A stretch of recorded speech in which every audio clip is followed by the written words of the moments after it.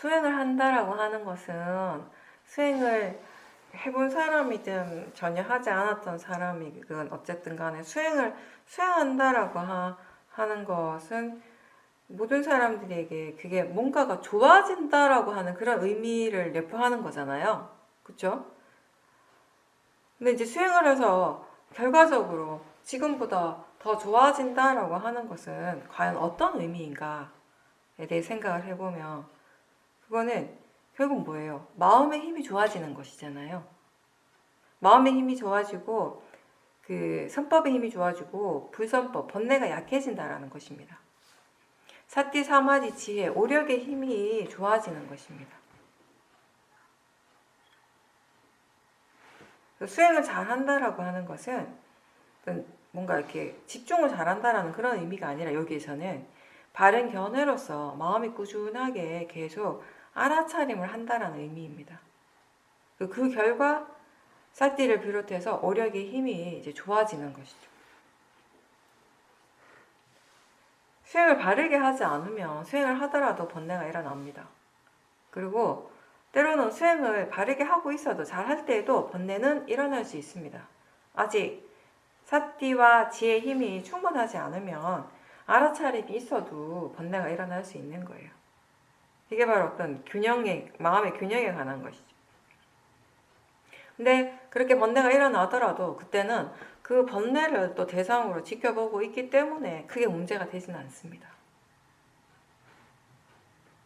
우리가 마음의 힘이라고 하는 것은 물리적으로 힘을 많이 주어서 힘을 많이 막 줘가지고 좋아지는 것이 아니고 마음의 힘이 좋아지기 위해서 어떤 조건들이 필요한지 수행을 어떻게 해야 하는지에 대해서 스스로 알면서 할 때 그때 마음의 힘이 점점 좋아지게 되는 거예요.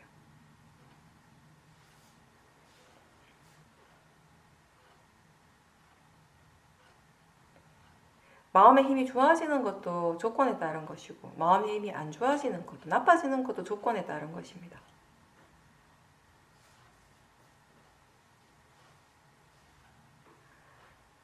사띠와 이 오력의 힘이 점점 좋아지고 있다면 수행을 지금 바르게 하는 것입니다. 근데 만약에 수행하고 있지만 마음의 상태가 오히려 더 안 좋아진다면 번뇌가 계속 일어난다면 수행하는 마음을 꼭 점검을 해야 되죠. 지금 어떤 마음가짐으로 하고 있는지 그리고 실제하는 대상, 바른 대상을 지켜보고 있는지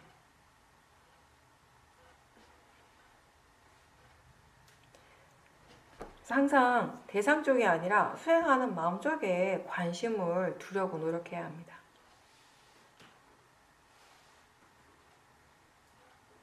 마음의 상태가 좋아지는 것도 나빠지는 것도 다 원인과 결과입니다. 자연적 이치인 것이지 그게 뭐 좋아져서 기뻐하거나 마음에 들뜨거나 또 나빠져서 내가 뭐 우울해야 할 일은 아닌 것이죠. 원인과 결과라는 점에서 본다면 좋아질 수 있는 조건, 나빠지는 그 조건에 대해서 스스로 분명하게 이해해야 될 필요가 있는 것입니다.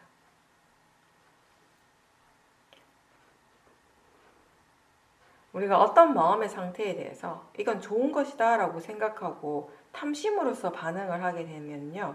그게 아닌 그것과는 다른 마음에 대해서 마음의 상태에 대해서는 또 도사가 일어나는 것이 바로 자연적 이치인 거죠. 물론 좋아하고 싫어하는 그 마음 자체는 내가 어떻게 조절할 수 있는 그런 영역은 분명히 아니지만 어쨌든 우리가 알아차림을 계속 하는 것을 통해서 점점 그런 마음의 반응들이 조금씩 이제 무덤덤해질 수 있습니다.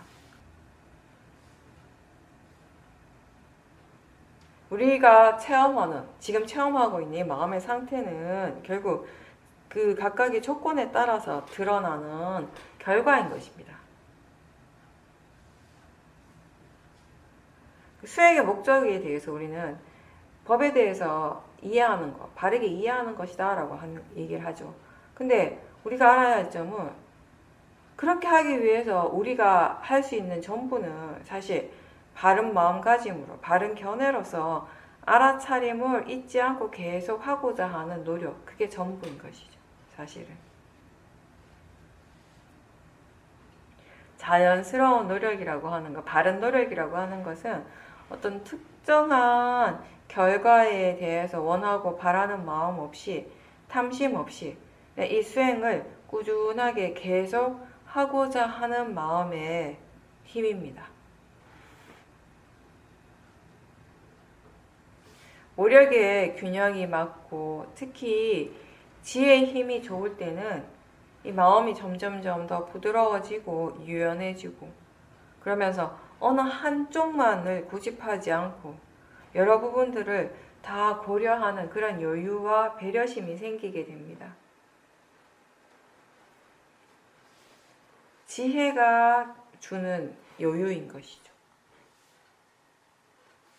그렇게 우리가 오력의 힘을 충분히 키워가고 특히 지혜의 힘을 충분히 개발시켜서 그 지혜가 우리 일상의 삶에 항상 적용이 될 수 있을 때까지 멈추지 말고 수행하는 것 자체를 포기하지 말고, 수행이 잘 안 된다고 해서 바로바로 실망하지 말고 계속 해야 합니다. 끈기 있게 계속 지속해야 합니다. 그래서 제가 예전에 그런 얘기를 했었어요. 어떤 사람이 수행 잘하는 사람인가 라고 물어본다면 결국은 끝까지 하는 사람이에요. 멈추지 않고 중간에 포기하지 않고 끝까지 계속하는 사람은 다 잘하는 사람입니다. 문자로 보내주신 분 제가 먼저 읽어볼게요. 법회에서 지혜와 번뇌가 투 트랙으로 간다는 말씀을 하셨는데 그게 크게 와닿았습니다. 사띠의 질이 좋고 마음의 지혜가 있을 때에는 마음의 여유가 있어서 대상에 대해서 반응을 하지 않는데, 지혜가 부족하면 번뇌의 마음이 일어나려고 하는 것이 보입니다. 그때 이건 그냥 소리지, 보이는 것이지, 대상이지 라고 해주면 신기하게도 대상에 붙지 않고 물러나게 됩니다. 가족들과 함께 있을 때 이렇게 수행을 하며 패턴화되어 있는 그런 반응들에 대해서 그 고리를 끊는 연습을 하고 있습니다. 그러면서 또 대상 때문이 아니라 대상에 대한 기본 마음가짐이 바르지 않아서 번뇌가 일어난다는 것을 보고 있습니다. 계속 봐야 하는 부분이라고 생각됩니다. 네, 그렇죠. 제가 지난번에 몇 번 말씀드린 게 번뇌와 지혜, 마음의 균형감에 대해서 이제 계속 얘기를 했었죠. 그러니까 우리 마음이라고 하는 것이 한 번에 딱 그냥 어떤 지혜만 일어나고 또 한 다음에는 꼭 번뇌만 일어나고 이렇다기보다는 항상 여러 가지들이 함께 일어나고 있어요. 번뇌도 있고 또 오력의 마음들도 함께 일어나고 있고 사띠가 있지만 여전히 번뇌가 일어나기도 하고 그런 많은 것들이 함께 일어나고 있단 말이죠. 근데 이제 특히 우리가 지혜와 번뇌를 두고 본다면은 이게 투트랙으로 간다라는 그런 표현은 사실은 딴 게 아니라 이 말의 의미는 뭐냐면 번뇌는 그 번뇌의 고유한 성질이 있고 지혜는 지혜의 고유한 성질이 있습니다. 그 번뇌는 그것이 일어날 조건대로 일어나는 것이고요. 지혜도 그 지혜가 일어날 수 있는 조건대로 일어나는 것이에요. 각각의 마음이 그 각각의 조건대로 그것의 성질대로 일어나고 사라진다는 것입니다. 이 두 개가 사실은 지혜를 지가 하는 거예요. 지혜를 지가 하고 있는데 그럴 때 번뇌의 힘이 더 강하면은 번뇌가 더 강하고 지혜가 약하면은 우리가 번뇌에 끌려가게 되는 것이고요. 번뇌는 있지만 번뇌보다 지혜의 힘이 더 강하면은 우리가 번뇌를 따라가지 않고 지혜를 따라갈 수 있고 좀 더 이익되고 또 본인 자기 자신에게 더 이익되고 적절하고 필요한 것을 자연스럽게 할 수 있게 되는 것이죠. 네, 그런 식으로 나간다라는 그런 표현인 것이죠.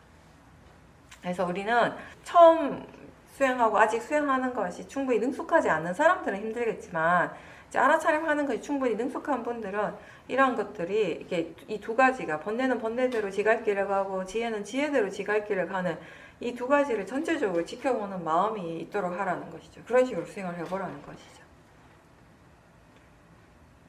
사띠의 질이 좋고 마음의 지혜가 있을 때는 마음의 여유가 있는 거죠. 그럴 때는 당연히 어떤 대상에 대해서 마음이 반응을 하지 않는 거예요. 왜냐하면 대상은 그냥 대상일 뿐이라는 걸 아니까 특별하게 반응할 이유가 없죠. 마음이 무덤덤하게 일어나게 되는 거죠. 근데 지혜가 부족하게 되면요, 바로 그 다음 순간에 바로 마음의 질은 또 바뀔 수 있는 것이거든요.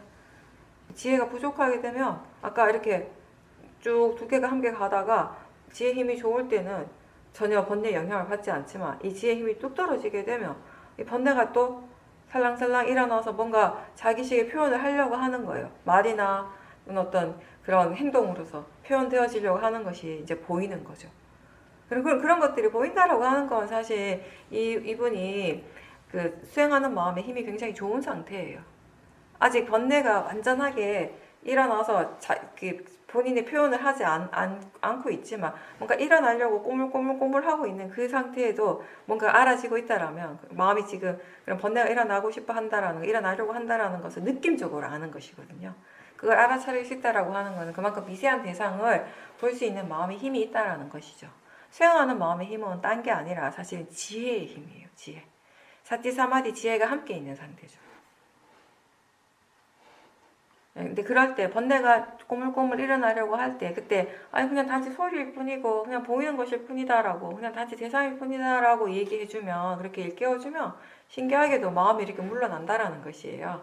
이게 기본적으로 수행하는 마음에 이분은 그 바른 견해에 대한 지혜가 기본적으로 있기 때문에 그냥 단순히 들어서 아는 그 문해의 수준이 아니라 통찰지가 어느 정도 갖추어져 있기 때문에 그걸 한번 이렇게 다시 한번 일깨워 줌으로 해서 이렇게 마음을 이렇게 뭐랄까 깨워주는 거죠. 지혜를 깨워주는 거죠.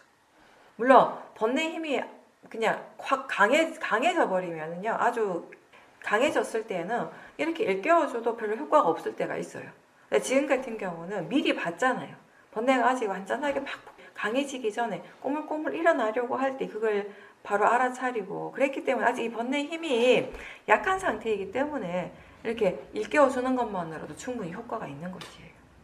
그래서 이 번뇌 에너지가 어느 정도 강하는가에 따라서 우리가 사용할 수 있는 방법들이 또 다른 것이거든요.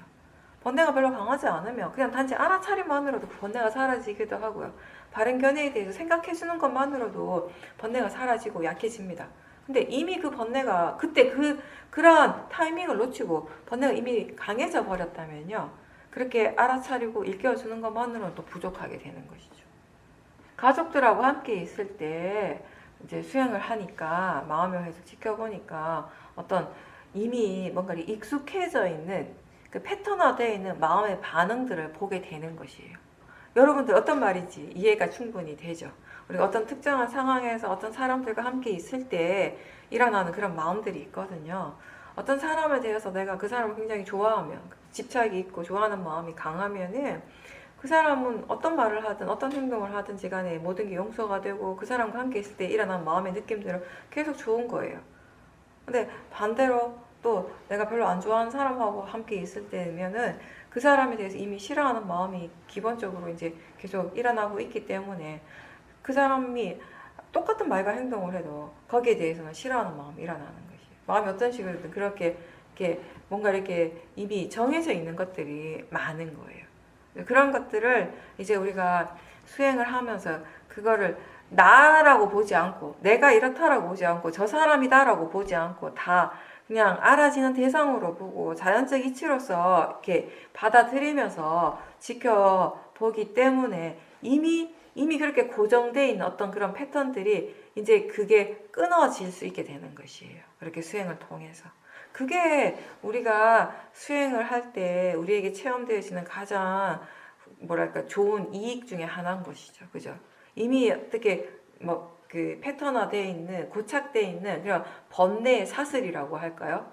번뇌 연결고리들을 우리가 충분히 지켜봄으로 해서 그걸 끊게 되는 것이에요.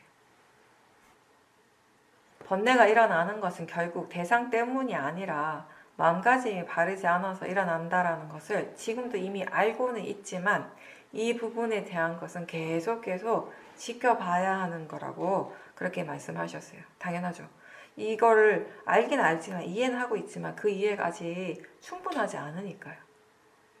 그 이해가 충분해질 때까지 우리는 계속 또 지켜보면서 이 견해에 대한 이해를 계속 이제 키워가야 되는 것이죠. 증장시켜 가야 되는 것이죠. 그래서 우리가 이 지혜는 항상 충분하지 않기 때문에 우리는 계속 알아차림을 해야 되는 것입니다.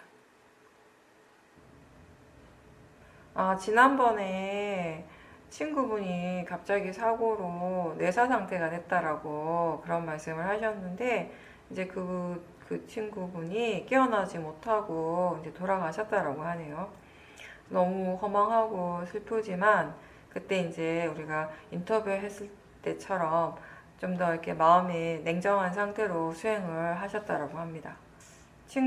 위독하다는 메시지를 보고 또 결국 하늘나라로 갔지만, 그때 일어나는 그 번뇌를 차분히 떨어져서 지켜보면서, 이것 또한 현재 일어나는 마음이고, 마음의 일을 하고 있구나라고 그렇게 생각하면서 그 마음을 이해하고자 하는 그런 마음으로 지켜보셨다라고 했습니다.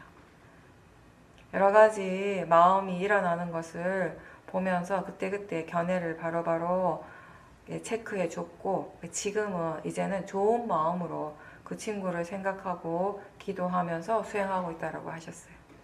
굉장히 바르게 수행을 하시는 거예요. 그죠? 가까운 사람이 그렇게 예상치 못하게 갑작스럽게 사고로 세상을 떠날 때 사람들은 너무 당황하잖아요. 그죠? 너무 황망하고 너무 이렇게 막 슬퍼하고, 사실 그럴 때 자기 자신을 전혀 챙기지 못하는 것이거든요. 지난번에도 이때 제가 얘기를 했지만, 정말 우리가 이 친구를 위해서, 이 도반을 위해서 뭔가를 해주고 싶다면, 진정으로 내가 수행자로서 뭔가를 해주고 싶다면 일단 자기 자신부터 지켜야죠. 수행자가 자기 자신을 전혀 지키지 못하는데 어떻게 다른 사람을 위해서 뭔가를 해줄 수가 있겠어요. 그죠? 자기 자신을 지킨다라고 하는 것은 어떠한 상황에서도 우리가 알아차림이 있도록 노력하는 것이에요. 일어나는 마음을 이 보살님 말씀하신 것처럼 떨어져서 지켜보려고 계속 노력하는 것이고, 또 그렇게 하기 위해서 가장 중요한 것은 무엇보다도 견해인 것이죠. 그래서 보살님이 잘 하신 거는 그 상황에서도 계속 견해를 체크하셨다는 거예요. 일어나는 여러 가지 마음들을 지켜볼 때 계속 견해를 체크해 주었기 때문에 마음이 크게 번뇌에 휩쓸리지 않을 수 있었던 거죠. 담담하게 계속 지켜보면서 좋은 마음의 상태로 그 친구를 보낼 수 있었고, 그리고 지금도 역시 마찬가지로 그런 좋은 마음으로 친구를 위해서 기도하고 수행을 할 수 있게 되는 것이죠. 우리가 자기 자신을 일단 지킬 수 있을 때 다른 사람도 지킬 수 있고, 다른 사람을 위해서 내가 뭔가를 이익된 것을 해줄 수가 있는 것이에요. 나를 지키는 것이 무엇인가에 대해서 한번 생각해 보십시오. 나를 지키기 위해서 무엇을 해야 하는가에 대해서 생각을 해 보십시오.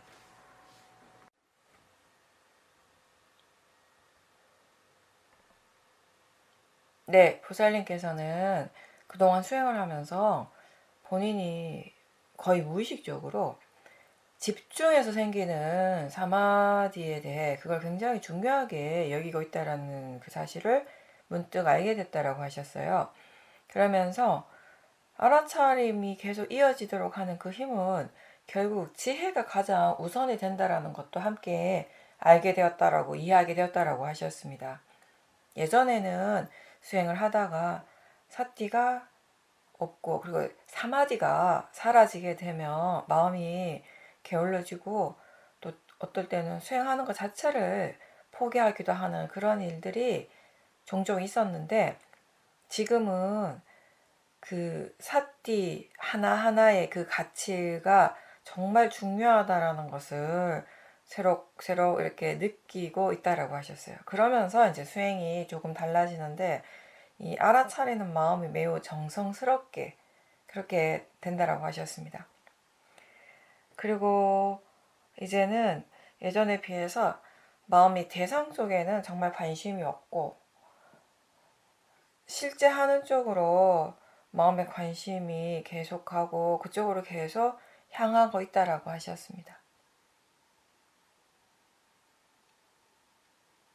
보살님이 이제 예전에 정말 수행을 열심히 지금도 물론 열심히 하지만, 예전에 진짜 수행을 열심히 했을 때, 그때 이제 수행하는 방법이 지금하고는 좀 많이 달랐잖아요.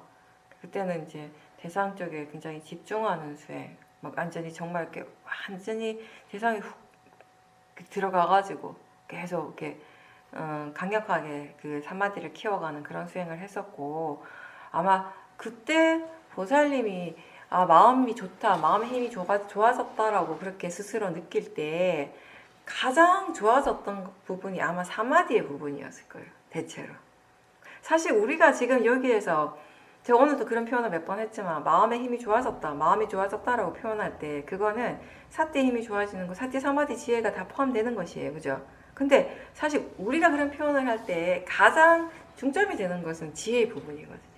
결국은 지혜거든요. 마음의 힘이 좋아졌다라고 할 때 결국 무엇이 가장 그거를 좌우하는가라고 했을 때 가장 이게 기본이 되는가라고 했을 때 물론 거기에 사띠 힘도 좋아지고 사마디 힘이 좋아지는 것도 분명히 맞지만 근데 결국은 지혜의 힘이 좋아지는 것이거든요. 근데 그때 보살님이 그때 수행을 할 때 예전에 수행을 할 때는 사실은 지혜를 개발하는 수행이라기보다는 사마디를 개발하는 집중하는 사마디를 굉장히 많이 개발하는 그런 식의 수행이었던 것 같아요. 수행의 방법적인 측면에서 그렇죠. 그렇기 때문에 본인이 수행을 하다가 오늘 정말 수행이 잘 된다, 마음이 정말 좋다라고 느낄 때 대체로 그때는 집중하는 사마디 힘이 굉장히 강할 때였던 것이에요. 그만큼 마음이 그쪽에 가치를 많이 뒀다라는 것이거든요. 그걸 오랫동안 그렇게 수행을 했었고 그때 너무 열심히 그때 수행을 했었고 그게 그러니까 그 마음의 어떤 기억들, 여운들이 조금씩 남아 있는 것이거든요. 그죠? 완전하게 막 이렇게 사라지지는 않으니까. 그러다 보니까 본인이 이렇게 분명하게 알지는 못했지만 깨닫지는 못했지만 마음 저 밑바닥에는 그 사마디에 대한 어떤 그런 가치를 많이 두고 있었던 거죠. 여전히 옛날만큼은 아니지만 지금은 이 지혜가 더 중요하다라는 것을 아는 지혜도 있지만 그래도 여전히 옛날의 습관 때문에 그 사마디 쪽에 많이 가치를 두고 있는 그런 마음들이 있었던 건데 이제 그거를 본 거죠. 그런 마음이 저 밑바탕에 있다라는 거. 근데 그게 그렇게 사실은 이 마음이 그렇게 막 강하게 일어나는 건 아니었을 거예요. 미세하게 바탕에 깔려 있는 마음인데 지금 수행하는 마음 쪽에 힘이 좋으니까 그런 것까지 이제 다 드러나게 되는 것이에요. 그러니까 우리가 마음의 힘이 정말 좋을 때, 이게 이 지혜 힘이 정말 좋을 때 예전에 알지 못했던 것들을 계속 본다라고 얘기를 하잖아요. 그죠? 그러니까 이 밑바닥에 깔려 있는 것들, 그러니까 뭐랄까 예전에 오래된 습관 같은 것들, 그죠? 그런 것들이 이제 하나씩 이제 드러나게 되는 것이죠. 근데 그게 드러나는 것이 좋은 게 왜 그런가 하면은 사실 그게 그 과거가 그냥 단순히 과거에서 끝이 나지 않아요. 과거와 현재가 단절되지가 않잖아요. 자연적 이치라고 하는 이 측면에서 보게 되면 어떤 식으로든 우리의 과거는 지금 이 현재에 영향을 주고 있어요. 그렇기 때문에 과거의 어떤 그런 습관들, 과거의 수행의 패턴으로 인해서 일어났던 그런 마음의 부분들이 지금에도 여전히 그런 부분들이 남아있다면 그게 아무리 미세하고 약하더라도 그게 드러나는 것이 우리한테 좋은 거죠, 사실은. 현재 수행하는 마음에 어떤 식으로 영향을 줄 수 있기 때문에 그건 좋은 거고 그리고 이제 그런 사마디에 대해서 집중하는 사마디 예전에 그렇게 막 좋게 생각했던 좋게 느꼈던 그 사마디에 대해서 여전히 뭔가 이렇게 가치를 두고자 하는 마음도 있지만 지금의 마음은 그것보다는 지혜가 훨씬 더 중요하다라고 이해하는 지혜가 있는 거 그게 이제 중요한 거죠. 지금 부분에 있어서는 그죠? 그 지혜가 있기 때문에 그 사마디에 대해서 가치를 두고 있는 그 마음이 있다라는 걸 알 때도 전혀 그게 문제가 되지 않는 것이잖아요. 어떤 식으로도 영향을 주지 않는 것이죠. 그냥 단지 알 뿐인 것이죠. 우리는 수행을 해서 좋은 마음을 개발한다라고 얘기를 하는데 그때 수행을 통해서 개발되어진 좋은 마음이 뭔가라고 했을 때 결국 오력이에요. 사티, 사마디, 위리아, 신심, 지혜. 이 지혜가 일어나기 위해서는 반드시 그 사마디가 필요합니다. 사마디가 없이 지혜가 일어날 수는 없는 것 같아요. 제가 볼 때, 적어도 제가 봤을 때는 사띠 없이 사마디가 일어나기 힘들고요. 사띠와 사마디 없이 지혜가 일어나기 힘든 거예요. 일어나는 모든 마음들, 그게 좋은 마음이든 불선법이든 결국 마음이 일어날 때는 그것이 일어날 조건이 갖춰졌기 때문에 일어나는 것이잖아요. 그죠? 그리고 우리가 수행하면서 계속해서 이해가는 것 중에 하나가 뭐예요? 무엇을 조건으로 해서 지혜가 일어날 수 있는가? 이런 부분들에 대해서 우리가 계속 이해해 나가는 것이고 무엇을 조건으로 해서 탐심이 일어나고 진심이 일어나는가 번뇌가 일어나는가 이런 것들에 대해서 이제 계속 이해하는 일들을 계속 하고 있는데 사마디 없이, 사티와 사마디 없이 통찰지가 일어나는 것은 불가능한 건데, 다만 우리가 여기서 말하는 이 사마디는 보살님이 예전에 수행을 해서, 예전에 수행을 통해서 계속 개발했던 그 집중하는 사마디하고는 사실 그 성질이 전혀 다른 것이죠. 우리가 여기서 얘기하는 사마디는 여러분들도 아시겠지만 어떠한 대상이 일어나더라도 그 대상이 그냥 단지 대상일 뿐이라고, 알아지는 성질일 뿐이라고 이해하는 지혜가 있기 때문에 어떤 대상에 대해서도 마음이 반응하지 않는 거예요. 동요하지 않는 거예요. 마음이 대상에 대해서 동요하지 않기 때문에 고요한 거죠. 그리고 굉장히 안정적으로 수행을 할 수 있게 되는 거. 그런 안정적인 마음의 상태를 얘기를 하는 것이에요. 그런 마음의 상태가 되었을 때 우리는 굉장히 미세한 대상들을 분명하게 볼 수 있는 힘이 생겨요. 그런 사마디가 있을 때. 그래서 더 미세한 것들이 분명하게 드러나기 때문에, 알아지기 때문에 우리가 그걸 통해서 그런 미세한 대상들을 계속 지켜봄으로 해서 결국에는 원인과 결과라고 하는 이 자연적 이치에 대한 지혜가 생겨날 수 있는 것이죠. 원인과 결과라고 하는 자연적 이치에 대한 지혜가 생겨나기 위해서는 기본적으로 우리가 사실은 몸과 마음에서 일어나는 것들을 최대한 많이 볼 수 있어야 돼요. 왜냐하면은 결국 자연적 이치를 이해한다라고 하는 것은 우리가 어떤 마음에 대해서 이해할 때 이 마음이 무엇을 조건으로 해서 일어나는 것인가에 대한 이해를 하는 것이잖아요. 화의 마음이 일어날 때 우리가 화를 이해한다라고 하는 것은 여러 가지를 다 내포하고 있지만 그 중에서 중요한 건 뭐냐면 이 화가 무엇을 조건으로 해서 일어나는 것인가를 이해하는 것이에요. 그랬을 때 이 조건이라고 하는 것이 하나가 아니거든요. 부처님도 말씀하셨듯이 어떤 하나의 결과가 일어나기 위해서 거기에는 수많은 조건들이 일어나는 것이에요. 수많은 조건이 하나의 결과를 이끌어내게 되는데 그 중에 우리는 일부를 아는 것이 어떻게 보면 다 알 때보다는 그 일부를 알 때가 더 많겠죠.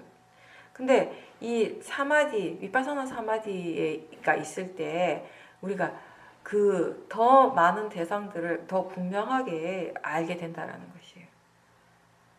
평소에는 보지 못했던 아주 미세한 대상들도 굉장히 분명하게 드러나게 되는 것이에요. 그래서 우리가 이런 사마디의 상태를 어떻게 비유를 많이 하는가 하면 흙탕물에 그 흙이 가라앉고 이제 위에 맑은 물이 떠올랐을 때 그 상태를 얘기를 하는 것이에요.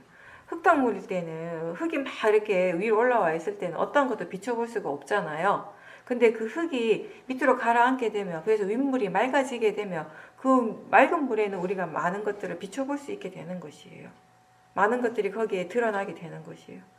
그런 것이 이제 우리가 여기서 얘기하는 그런 사마디의 상태인 것이죠. 그리고 동시에 이게 어떤 대상에 대해서도 마음이 동요하지 않기 때문에 굉장히 안정적인 상태. 그런 안정적인 상태로 계속 유지가 되니까 사티가 이어지는 것이에요.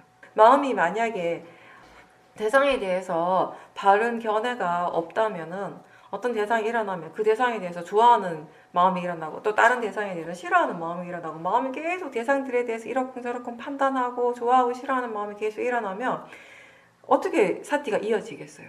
그죠? 번뇌가 강해지면은 사티가 없게 되잖아요. 사티를 놓치게 되잖아요. 그죠? 근데 이제 그 어떤 대상이 일어나더라도 그게 그냥 단지 대상일 뿐이라고 하는 그런 바른 이해가 있으면은 마음이 계속 이렇게 안정적인 상태가 되고 사티가 계속 자연스럽게 이어질 수가 있게 되는 것이죠. 그런 것이 사마디가 있기 때문에 가능한 것이에요. 그걸 바탕으로 해서 지혜가 일어나는 것입니다. 부처님이 통찰지가 일어났을 때 그 통찰지가 어떠한 조건으로 일어났는가를 한번 잘 반조해서 이렇게 한번 잘 되돌아보세요. 거기에는 반드시 사티뿐만 아니라 사마디가 항상 있어요. 그리고 이제 마음의 질이 많이 좋아지게 되고 법을 이해하는 지혜가 계속 일어나게 되니까 결국 이러한 지혜가 무엇을 통해서 일어날 수 있는가라고 했을 때 결국은 뭐예요? 알아차림이잖아요. 알아차림이 없다면 이런 지혜가 일어날 수가 없는 것이잖아요. 그죠? 그래서 지혜의 마음이 이 알아차림의 이 가치를 이해를 하게 되는 거죠. 깨닫게 되는 거죠. 왜 알아차려야 하는지를 이제 충분히 이해를 하게 된 거예요. 그래서 그 하나하나의 그 알아차리는 마음의 가치를 굉장히 소중하게 생각하게 되는 것이에요. 우리가 이 알아차림의 가치를 이해하게 되면요. 알아차리고 있다라는 것을 알 때마다 그 알아차림이 굉장히 소중하게 느껴지고 굉장히 고마워져요. 감사하는 마음이 생겨요. 네, 그런 것이죠. 그래서 정성스럽다라고 그렇게 표현을 하신 거죠. 보살님께서는. 알아차림의 가치를 이해하기 때문에 그런 마음이 일어나는 것입니다.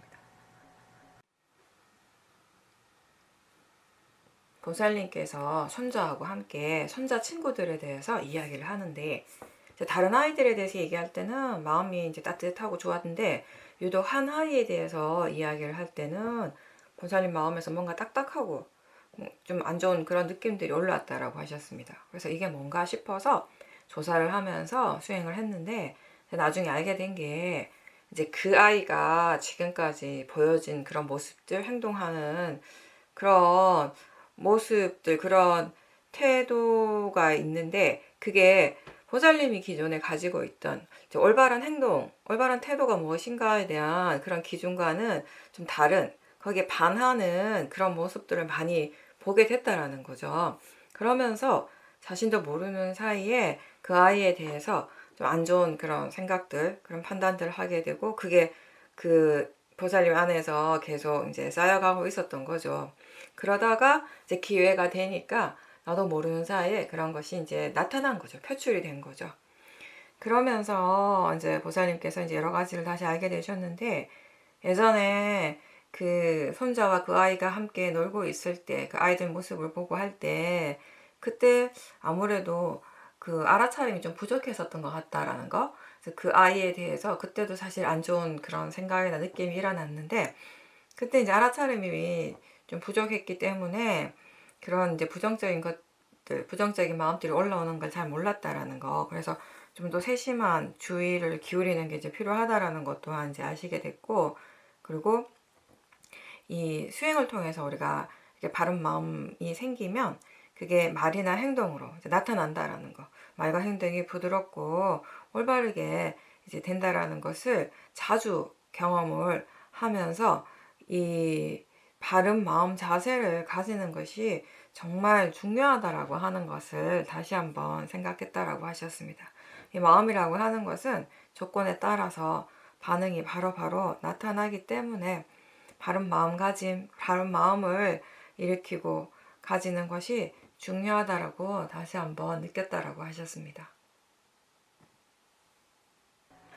보살님 손자 친구들 중에 어떤 아이에 대해서 얘기를 하는데, 이상하게 보살님이 그 아이에 대해서 마음이 굉장히 경직되게 반응을 한 거잖아요. 그렇다는 건 뭔가 이렇게 도사의 마음으로서 반응을 했다라는 것이잖아요.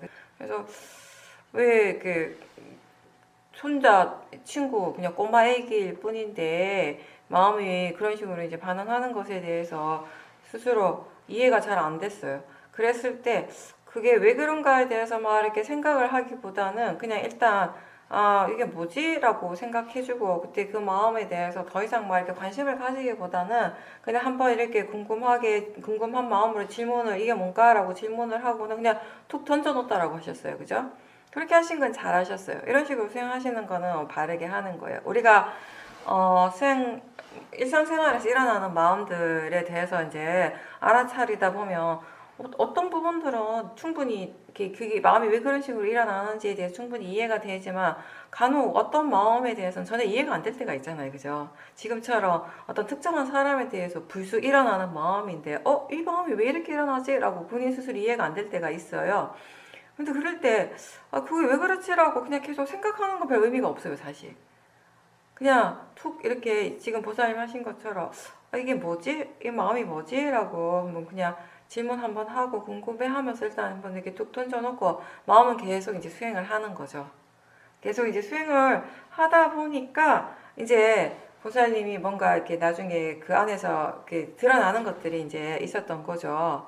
이렇게 정리를 해보면 평소에 이제 손자랑 이렇게 놀고 있는 그런 모습을 봤는데, 놀이터라든지 이런 데서 그 아이를 봤을 때 아마도 그 아이, 이렇게 보여지는 그 아이의 모습이 보살님이 가지고 있는 어떤 그런 고정관념들과는 별로 이렇게 딱 매치가 안 되는 것이었겠죠. 그죠? 보살님 생각에는 저런 행동이나 저런 말을 해서는 안 되는데 라고 하는 그런 보살님 잣대로 봤을 때는 그냥 올바르지 않는 것들을 좀 했었겠죠. 그 아이가. 그러다 보니까 그런 것들을 통해서 보살님 마음에는 알게 모르게 그 아이에 대해서 뭔가 이렇게 부정적인 그런 것들이 이제 이미 형성돼 있었던 것이에요. 그죠?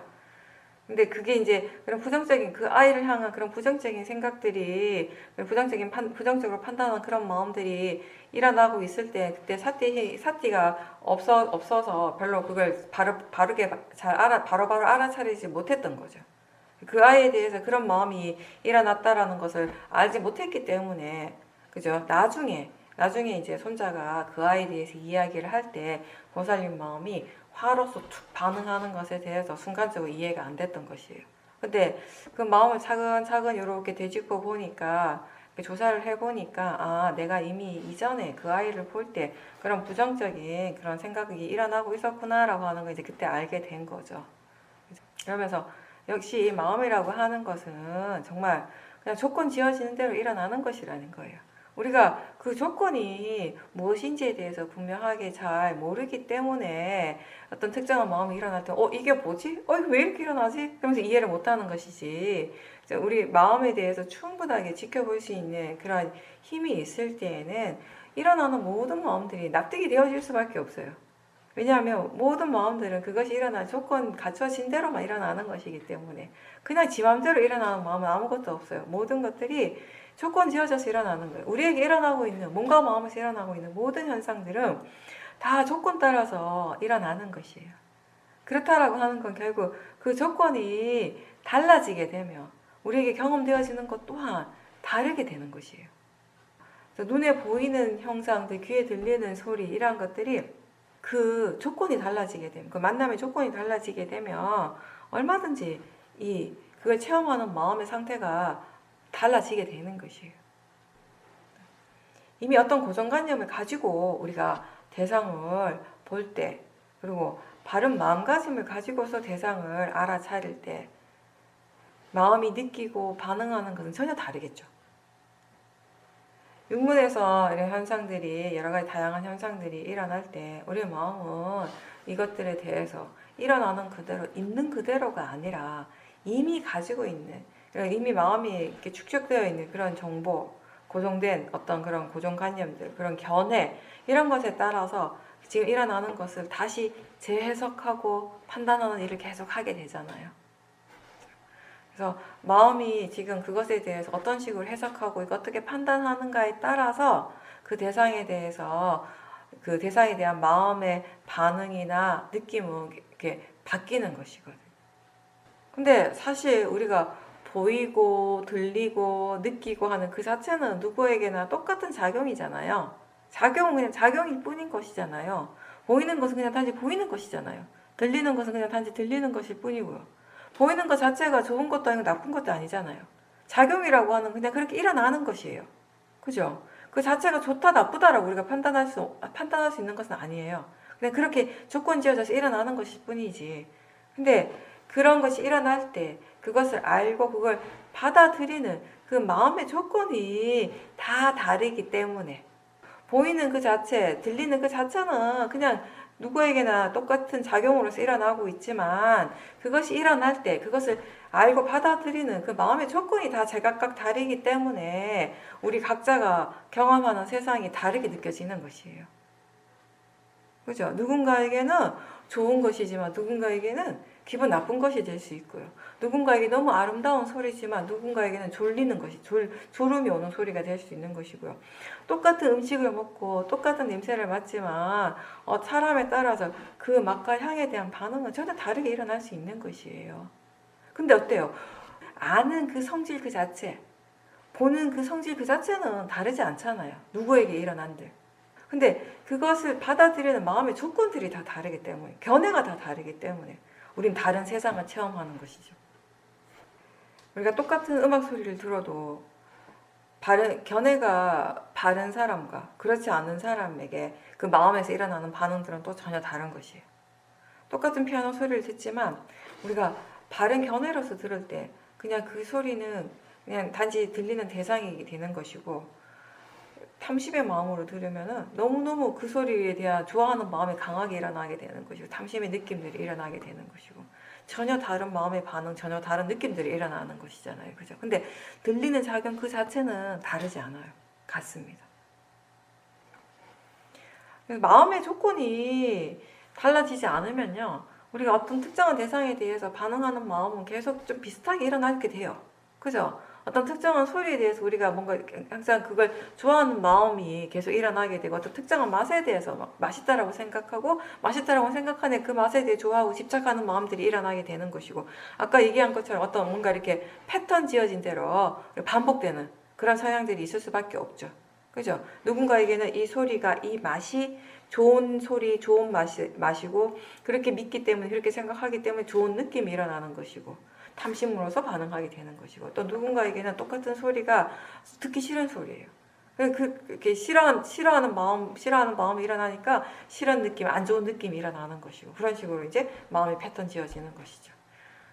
근데 이제 그때 그 마음의 조건이 달라지지 않는다면은 하나의 대상에 대해서 이렇게 반응하는 마음이 비슷비슷하게 일어나게 되는데, 이제 마음의 조건이 바뀌게 되면 마음의 반응 또한 이제 달라지게 되는 것이죠.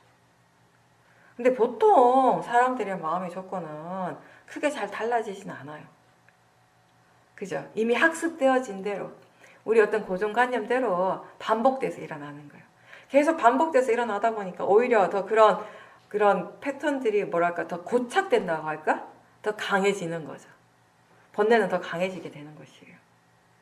그래서 늘 하던 대로 평소와 마찬가지로 거의 마찬가지 그 범주 안에서 마음의 반응들이 일어나게 되고 그 패턴들이 반복되는 것이에요. 근데 우리가 수행을 한다라고 하는 것, 이 수행은 그런 마음의 조건을 근본적으로 바꾸는 일이잖아요. 항상 내 관점에서 보던 것을, 내가 생각하고 싶은 대로 생각하고 내가 믿고 싶은 대로 믿고 나의 관점에서 보던 것들을, 그래서 습관적으로 계속 반복돼서 일어나던 그런 행동이나 그런 마음의 반응들이 이제 이 관점 자체가 바뀌는 거예요. 나의 관점이 아니라 내가 생각하고 싶은, 내가 보고 싶은 대로 보는 것이 아니라 법의 이치로서 보는 것이에요. 법의 관점에서 보게 되는 것이에요. 근본적인 변화가 생기는 것이에요. 나라는 생각 대신에 이제 자연적 이치라고 생각을 하게 되는 것이에요. 그리고 관념에만 집중하지 않고 지금 무엇이 실제인가에 대해서 계속 마음이 생각하고 관심을 두게 되는 것이죠. 그렇게 마음의 조건이 바뀌게 되는 것이에요. 무엇을 통해서? 수행을 통해서, 알아차림을 통해서. 그래서 우리가 수행을 하지 않는다면 이미 우리에게 고착되어져 있는 이 패턴, 마음의 패턴들이 점점 더 무거워지고 점점 더 이렇게 더 강해지겠지만, 이 수행이 그런 근본적인 어떤 변화를 일으키게 하는 것이에요. 마음의 조건을 완전히 바꿔지기 때문에. 그래서 이 달라진 마음의 조건은 우리에게 일어나는 이 세상을 이제 더 바른 견해로서 바라보게 하는 것이죠. 그게 이제 수행의 가치인 거죠. 우리가 왜 수행을 하는가라고 했을 때 그 답이 바로 이 부분이 되는 것이에요. 한번 여러분들도 한번 생각해 보세요. 수행하지 않는데 그런 이미 그렇게 강하게 눌러져 있는, 고착되어 있는 그런 마음의 패턴들이 도대체 어떻게 변할 수가 있겠어요? 견해가 바뀌지 않으면 근본적으로 변할 수가 없는 것이거든요. 수행은, 그래서 제가 그런 얘기 자주 하죠. 수행은 견해를 바꾸는 일이다. 견해가 바뀔 때 생각이 바뀌고요. 생각이 바뀌면 말과 행동이 달라지게 되는 것이에요. 그랬을 때 우리는 내가 달라지는 거예요. 나의 삶이 달라지는 것이죠. 삶의 패턴이 변화하는 것이죠. 그럼 다 바뀌는 거죠. 마음이 바뀌면 다 바뀌는 것이에요. 마음이 안 바뀌면 아무것도 바뀌지 않는 것이죠. 마음을 바꾸는 일이, 마음의 조건을 바꾸는 일이 수행인 거죠. 마음이 작용이라는 말이 요즘은 새삼스럽게 수행에 대한 이해를 돕습니다 라고 하셨어요. 오늘 지구온난화에 따른 생존 전략에 대한 강의를 들었는데 그 답은 수행, 명상, 기도라고 합니다. 이유는 면역력을 향상시키는 호르몬이 나오기 때문입니다. 제 자신이 체험을 하고 있는 듯합니다. 아, 네. 예, 지구 온난화에 따른 이 기후 변화가 지금 정말 심각하죠. 아, 진짜 저희 어제 밀양에도 새벽에 눈이 많이 왔어요. 새벽에 일어났는데 새벽 4시 반에 문을 딱 여니까 세상이 온통 하얀 거예요. 저는 그 소리가 이렇게 밤새 이렇게 들리는 소리가 비 오는 소리인 줄 알았어요. 근데 이게 비도 왔지만 이렇게 눈이 계속 내렸어요. 그러니까 눈이 막 다 쌓여 있는 거예요. 근데 천만 다행히 어제 오늘 온도가 높아가지고 그게 좀 시간이 지나면 낮에 되니까 다 녹기는 했거든요. 근데 이제 이 산길 쪽은 아침에 얼어 있었어요. 그래서 우리가 이렇게 밑에 못 내려갔었거든요, 오전에는. 근데 제가 이 말씀 왜 드리는가 하면은 저희가 처음에 밀양에 왔을 때만 해도 밀양 날씨가 아니랬어요, 겨울에. 눈이 거의 안 오는 지역이에요, 여기가. 워낙 따뜻하기 때문에 겨울에 비만 오지 눈은 진짜 안 왔거든요, 처음 몇 년 동안은. 근데 원래 진짜 눈이 많이 오는 거예요. 자주 오는 거예요. 원래 제일 많이 온 것 같아요. 그러니까 뭔가 느낌적으로 아, 여기도 이렇게 기후가 변하는구나 라고 하는 게 좀 느껴지는 거예요, 체감적으로. 근데 이제 우리는 그게 되게 심각한 일이거든요.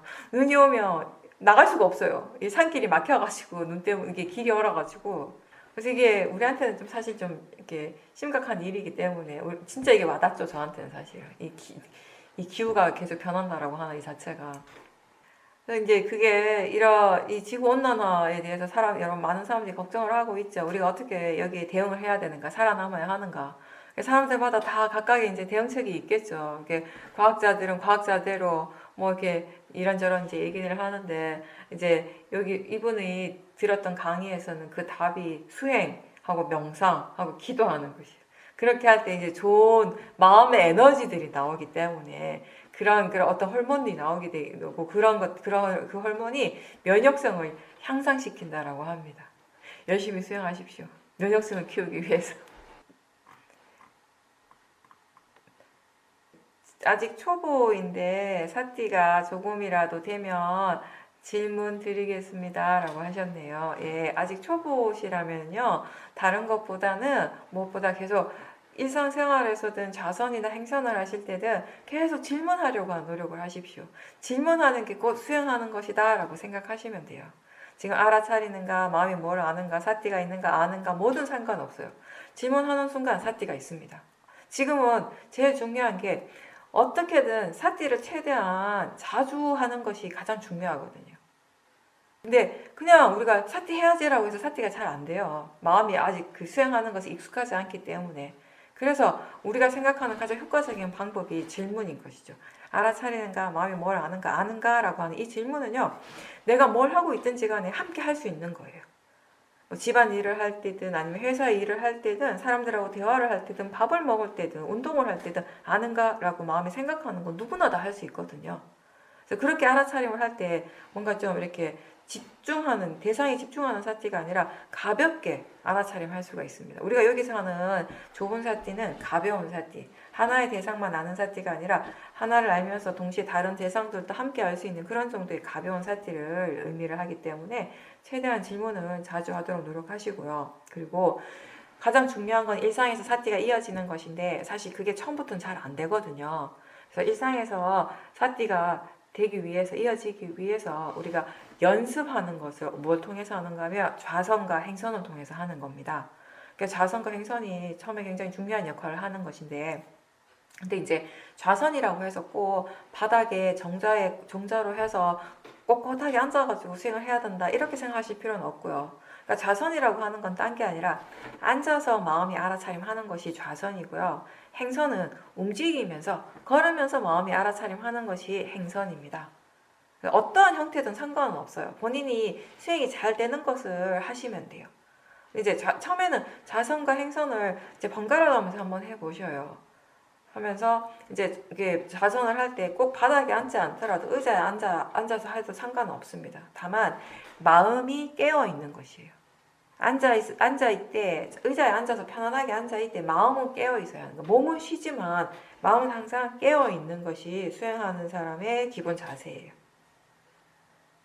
그래서 아침에 일어나는 순간부터 잠자리에 들어서 잠들기 직전까지 최대한 마음이 깨어날 수 있도록 계속해서 질문을 자주자주 하십시오.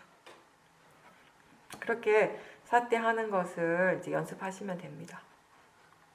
그럼 오늘 여기서 마치겠습니다. 네, 수고하셨습니다.